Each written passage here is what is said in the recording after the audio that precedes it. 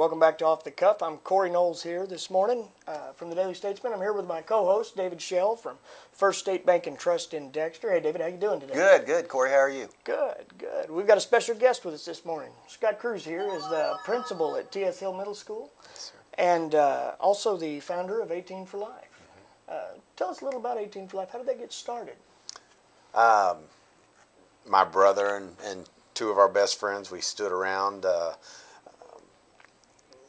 kitchen one night and decided that we thought we could raise a little money, and we meant little. We really did feel like we could raise a few $100s and kind of send it into a charity, and our wheels got turning, and we picked the V Foundation and thought up a name and rolled with it the first year, and we ended up that first year even raising several $1,000s, and that kind of blew our minds. Oh, I'll bet. And yeah, so we immediately figured that we already had done a little bit more than we had thought, and so we quickly branched into our own little charity. Yeah.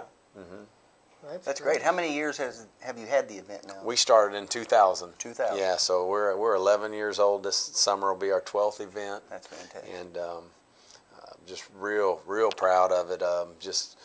We used to keep track of how much money we could raise, and Sure. and I would get all excited about telling people how much we raised, and I've kind of quit doing that. I've started telling people how much we give away because our money goes directly to families that are fighting cancer. That's and great. I have to keep close track of that, and so I went back over the 11 years, and we're gonna give away our millionth dollar here real soon. We're at $753,000 given away to families. Wow. Yeah, and I said it's going to get exciting to be able to build towards that millionth dollar, Yeah. and it's going to be in the next couple of years. Next couple of years, yeah, it will be. I know you guys do great at it. You do. When is this year's event? We're going to go. It's always the first week, or it has been the first weekend in June. So we'll have a banquet on June 1st on a Friday afternoon and evening, all through the night really, and then the golf's the next day. So June 1st and 2nd. Right on. Got a big guest this year, I hear. We got a good speaker. Very proud of it. Brian Holman was last year. He did a great job. A lot of people hadn't heard of him, and then once they heard him speak, they were blown away at his message and his story. And it ended up, he's best friends with Dave Dravecki, former Major League Baseball pitcher, an amputee due to cancer. Got a wonderful baseball story, but a very faithful man and a very strong speaker. And so I keep saying it's going to be our best one, and I don't mean to disregard the people in the past. It just gets more and more exciting. That's right. Every year putting this thing together. Well, he'll be a good one. I know his story's a tough one. Yeah, it is. And actually, I've heard him speak before, and you will enjoy it thoroughly. I mean, he's very good, and everyone will get a big kick out of him. Right. He does a great job. Right. I'm curious, though, how do you choose the families that you donate the funds to? I mean, is this a process that you all as a group meet on and determine, or how do you find out who these families might be? Good question. It's completely faith-based. There's no forms, there's no applications. Once we started raising a substantial amount of money, we knew that we could find a way to impact a lot of people. We picked $1,000. We thought $1,000 isn't a lot to these people that have battled cancer year after year. It doesn't touch their bills. Sure. And yet, if anyone receives a $1,000 check in the mail, that's a lot of money.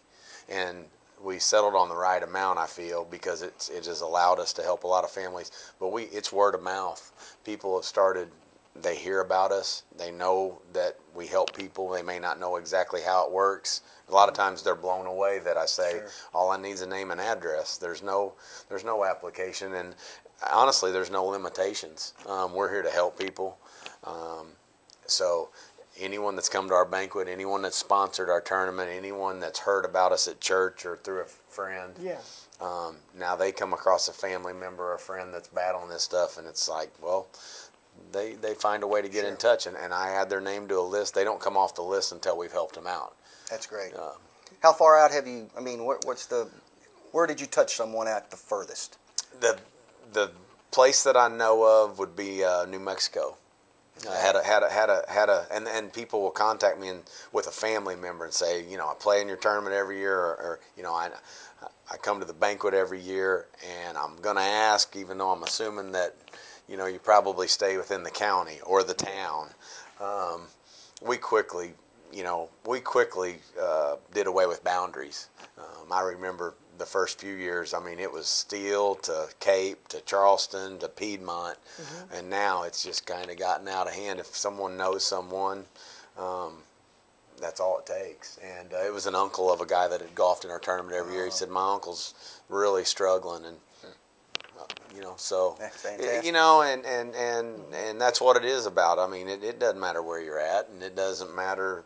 It just matters that we get your name, and it is faith based. We send it out, and we don't ask what they use it for. We don't want to know. My grandmother several years ago benefited from it herself, and I remember her calling me one day, telling me. I knew because I had mentioned it myself, but she said, Corey, I just got this check in the mail. And she was just crying. It just blew her away. And you said it's not a lot in terms of treating cancer, but when you think of all of the trips back and forth, the gas, hotel rooms, the co-pays, every bit helps, and that was huge for her. Huge. Yeah, people with good insurance still rack up bills, and that's what you start hearing.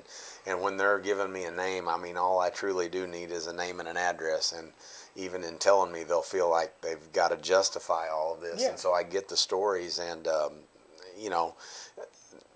the people with great insurance still need, and it's not all about the money, because we send a letter. I think those people open that envelope and they immediately feel like we're not in this alone. We've got a community behind us. When you can tell them that 500 people came to a banquet and bought a ticket and donated, and then 386 golfers got together and paid an entry fee, and that's a lot of people that are on the same team trying to help someone out, and I think they feel good about getting that letter as well as the money to feel like that's a lot of support I'm getting. Now you guys usually have a big auction as well, don't you? Well, we started that. A man that we gave a love offering to happened to be an auctioneer, and he's beating this cancer. He's battling it, and he said, "I'll come to the banquet," and he goes, "We'll round up items, and I'll provide services for free just to give back, and pay it forward." And it's been great, and that auction's a fun thing. I never had really been to a live auction. You've had some neat stuff given away. Had some neat items. A lot of neat NASCAR. Dale Earnhardt car hood. I remember. Guitars.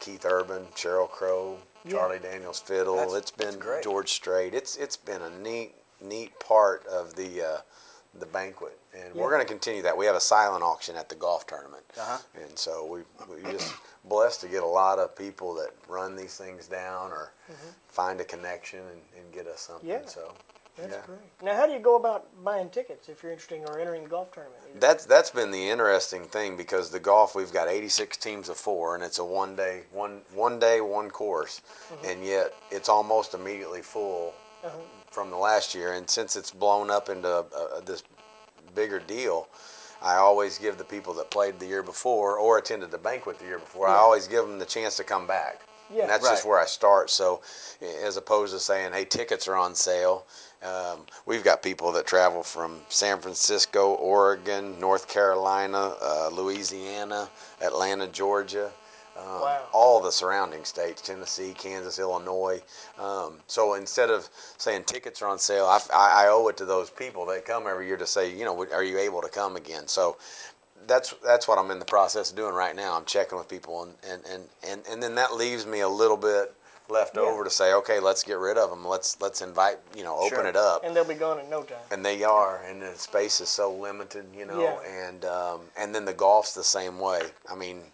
We have 32 teams in the morning and 54 teams in the afternoon, and we pack the course, and yet I go through the list and ask people if they're coming back, and they they know are. it's and it's just a blessing, and it's exciting.